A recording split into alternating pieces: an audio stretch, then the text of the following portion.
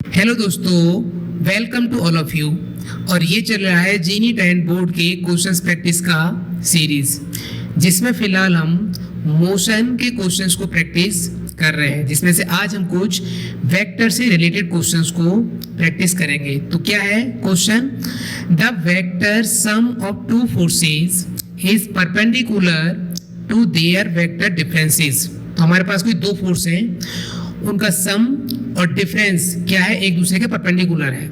तो in that case the forces, इस case में फोर्सेस कैसे होंगे? पहला इसका ए ऑप्शन कह रहा है are not equal to each other in magnitude. तो मैग्नीट्यूड में इक्वल नहीं है। बी में क्या बोल रहा है? कैन नॉट बी प्रेडिक्टेड, इसको प्रेडिक्ट नहीं किया जा सकता है। Are equal to each other, एक दोनों मतलब एक दूसरे के इक्वल होंगे। इसमें क्या बोल रहा है? Are equal to each other in magnitude, तो मैग्नीट्यूड में इक्वल होंगे। तो फर्स्ट ऑफ ऑल हम सबसे पहले ये मान लेते हैं कि कोई दो फोर्सेज हैं। पहला फोर्स मान लेते हैं ए वेक्टर, क्योंकि फोर्स तो वेक्टर फॉर्म में होता है, और सेकंड मान लिया हमने क्या, बी वेक्टर। तो कह रहा है इनका सम और डिफरेंस जो है वो क्या है, आपस में परपेंडिकुलर है। तो सबसे पहले इसका सम कैसे निकालेंगे हम? तो सम को क्या मान लेते हैं हम लोग? इसका सम क्या होगा? सम होगा ए वेक्टर दो प्लस बी वेक्टर, इसका सम हो गया। और हमने इसके सम को मान लिया जनरली F1 वेक्टर करके मान लेते हैं, ठीक है।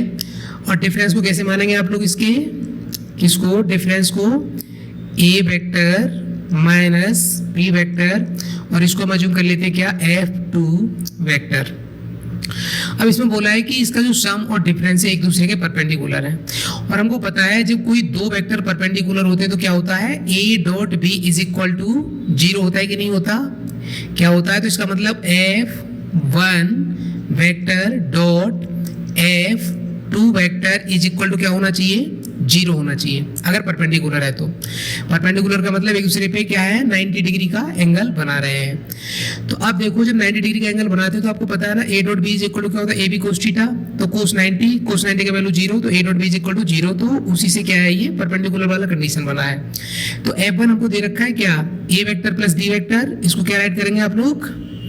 F1 को A vector plus B vector, और इसको क्या राइट करेंगे, into A vector minus B vector is equal to zero, ठीक है। अब इसका हम डॉट कर देते हैं। ए वेक्टर का ए वेक्टर में होगा तो क्या होगा, ये ए स्क्वायर प्लस ए का बी में हुआ, प्लस नहीं माइनस आएगा, जब बी में करेंगे तो minus A vector dot B vector, B का ए में करेंगे, plus B vector dot A vector, और minus B square is equal to zero, ठीक है। अब आप सोच रहे होंगे कि यहाँ पे वेक्टर क्यों नहीं लगाया? आपको पता है कि सिर्फ ए वेक्टर का, जब ए वेक्टर मल्टीप्लाई होगा, इधर देखिए, इधर देखो, जब आप ए वेक्टर डॉट ए वेक्टर करेंगे तो ये क्या आएगा, ए cos थीटा आएगा कि नहीं आएगा, ठीक है।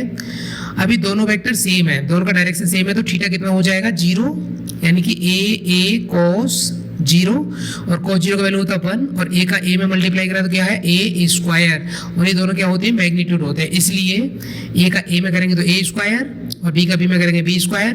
ए का बी में करा तो minus A vector dot B vector, B का ए में करा तो plus B vector dot A vector हो जाएगा। तो देखो ए स्क्वायर माइनस, अभी minus A vector dot B vector और plus B vector dot A vector. तो इसी तक किसको फॉलो करते हैं, इसको हम कैसे राइट कर सकते हैं, A vector dot B vector, और इसको हम ऐसे भी लिख सकते हैं, plus A vector dot B vector minus B square is equal to zero, क्योंकि कॉम्यूटेटिव को फॉलो करता है स्केलर प्रोडक्ट। तो ये माइनस से ये प्लस कैंसिल होगा, तो क्या बचा, A square minus B square is equal to zero. अब ये ए और बी क्या है, मैग्नीट्यूड है, हमको ध्यान रखना है, मैंने आपको इधर समझाया भी कैसे मैग्नीट्यूड है। तो ए स्क्वायर इज इक्वल टू क्या लिख सकते हैं, बी स्क्वायर, और इसका मतलब क्या, A square is equal to B square. तो इसको हम क्या लिख सकते हैं, मैग्नीट्यूड ऑफ ए, क्या लिख सकते हैं, magnitude of A is equal to magnitude of B.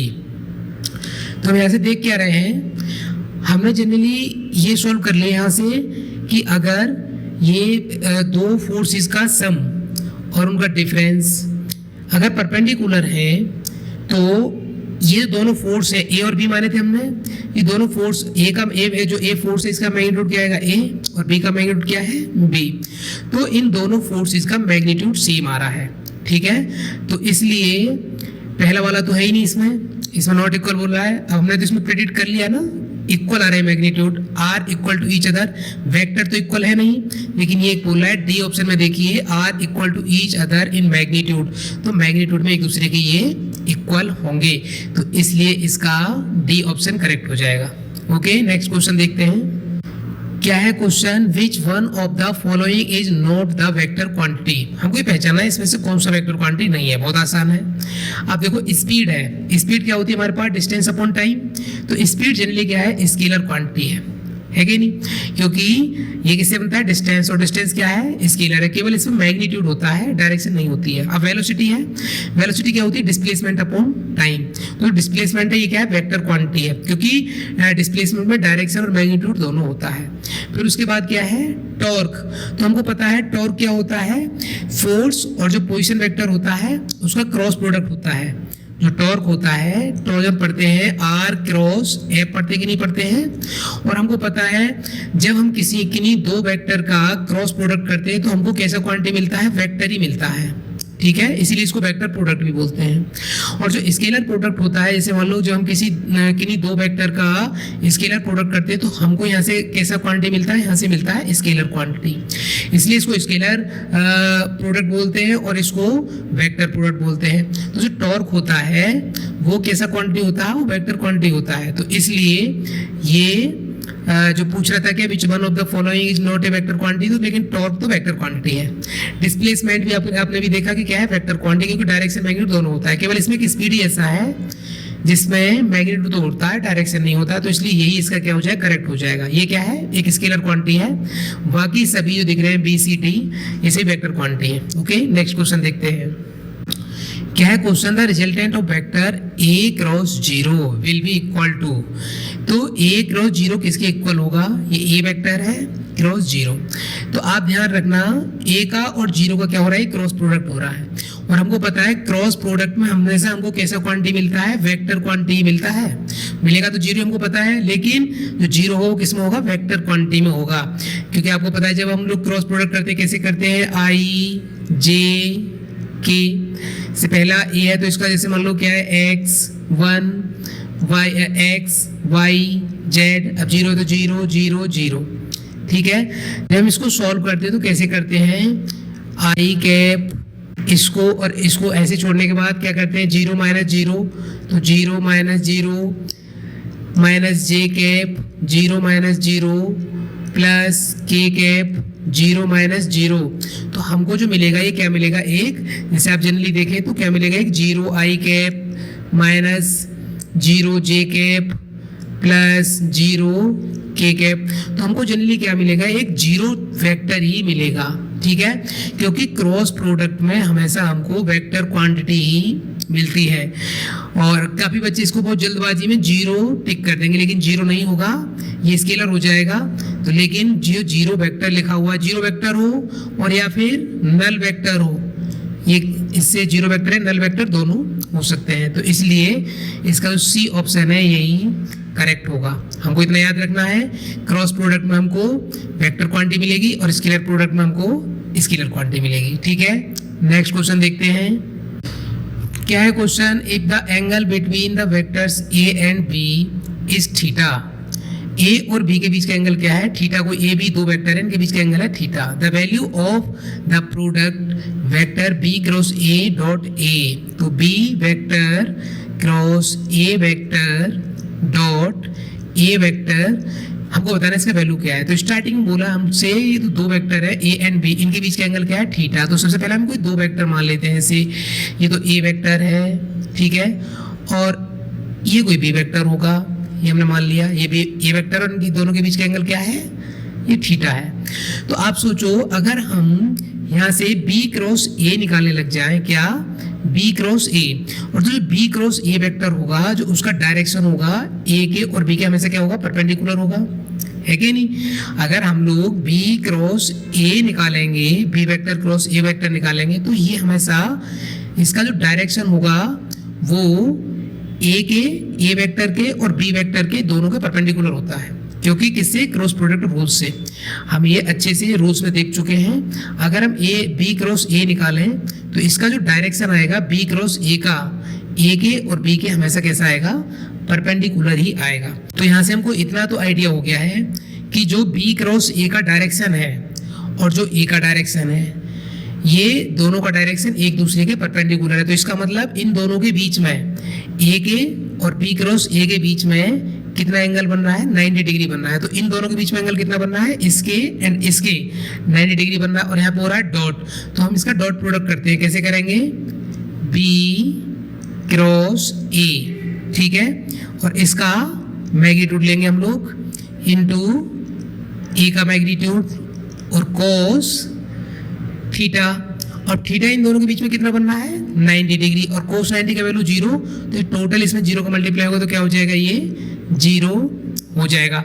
तो इसलिए जो इसका वैल्यू आएगा B cross A dot A is equal to किसके इक्वल आएगा? ये 0 के इक्वल आएगा। बस आपको यहाँ पे इतना ध्यान देना है, जब B क्रॉस A निकालेंगे तो जो B क्रॉस A का डायरेक्शन होगा वो A के और B के दोनों के परपेंडिकुलर होगा। और यहाँ से हमने सीधा जो डॉट प्रोडक्ट होता है उसको यूज कर दिया है। और डॉट प्रोडक्ट में आप समझते हैं बड़े अच्छी तरीके से। डॉट प्रोडक्ट में क्या होता है? A vector dot B vector is equal to क्या होता है? AB cos थीटा होता है कि नहीं होता है? वही हमने यहाँ पे यूज कर दिया है। तो अब इन दोनों के बीच का एंगल 90 है, तो cos 90 का वैल्यू 0, तो 0 कैसे मल्टीप्लाई करेंगे? 0 हो जाएगा। ओके, तो नेक्स्ट क्वेश्चन देखते हैं क्या है। Next question, the magnitude of vectors A B and C are 3, 4 and 5 units respectively. If vector a plus B is equal to C, the angle between vector A and B is. तो हमको magnitude दे रखे हैं। a का magnitude कितना दे रखा है? 3, b का magnitude 4 and c का मैग्नीट्यूड कितना दे रखा है? हमको 5 दे रखा है। तो एक हमको सिचुएशन दे रखा है क्या? a plus B is equal to C. तो क्या है? अगर इसका मैग्नीट्यूड किसके इसके इक्वली होगा, ये हमको दे रखा है। ये कह रहा है vector a plus B is equal to C. यदि vector a plus B is equal to C, तो हम इसको ऐसे राइट कर सकते हैं। तो हम इसको कैसे लिख सकते हैं? अगर इसको दोनों साइड से स्क्वायर करें, अगर इसका मैग्नीट्यूड निकाले तो कैसे लिख सकते हैं? a square plus b square plus 2ab cos theta is equal to C square. अब ए क्या? ए भी मैग्नीट्यूड, बी भी मैग्नीट्यूड, ए मैग्नीट्यूड है, बी मैग्नीट्यूड और सी भी मैग्नीट्यूड फॉर्म में आ गया है। इसे राइट कर सकते हैं स्क्वायर करके। तो ए का वैल्यू कितना आ रहा है? ए का मैग्नीट्यूड कितना आ रहा है? 3। तो यहाँ से क्या होगा? 3 का स्क्वायर, बी का कितना आ रहा है? 4 का square plus 2 into A3 and B क्या है? 4 cos थीटा। तो हमको एंगल बताना है किसके बीच का एंगल आ रहा है, आपको पता है ए और बी के बीच का एंगल है थीटा। ये ध्यान रखना, अगर ये थीटा निकल आएगा तो ए और बी के बीच का ही आएगा, is equal to C square. तो इसका जो रिजल्टेंट है सी स्क्वायर के इक्वल आ रहा था। 3 3 जा 9, 4 4 जा 16, 2 3 जा 6 और 6 4 जा 24 cos theta is equal to, हमको सी का वैल्यू रख देना चाहिए था। सी का वैल्यू कितना है? 5। तो 5 का स्क्वायर कितना होगा? 25। 9 प्लस 16 कितना हुआ? 25। और इस 25 से 25 कैंसिल आउट होगा, तो 24 cos theta is equal to क्या बचा? 0। और 24 किस में चला जाएगा? 0 में चला जाएगा। तो cos theta is equal to क्या हो गया? 0। ठीक है, जब cos theta is equal to 0 हो गया तो 0 cos में कितने का वैल्यू होता है? ये 90 का होता है, cos 90। तो थीटा इज इक्वल टू कितना है? 90। और 90 को हम क्या लिख देते हैं? π/2। तो ये जो थीटा आ रहा था हमारे पास किस किस के बीच में आ रहा था? a एंड b के बीच में आया था ना, तो हमसे a एंड b के बीच में पूछा था ना, the angle between vector a and b। तो a एंड b के बीच का जो एंगल कितना आ रहा है? π/2। तो इसलिए हमारा इसमें a ऑप्शन करेक्ट हो जाएगा। तो इस वीडियो में फिलहाल इन्हीं क्वेश्चंस को करते हैं, इससे आगे के क्वेश्चंस को नेक्स्ट वीडियो में देखेंगे। और आप वीडियो को लाइक शेयर सब्सक्राइब जरूर करें। Okay, thank you.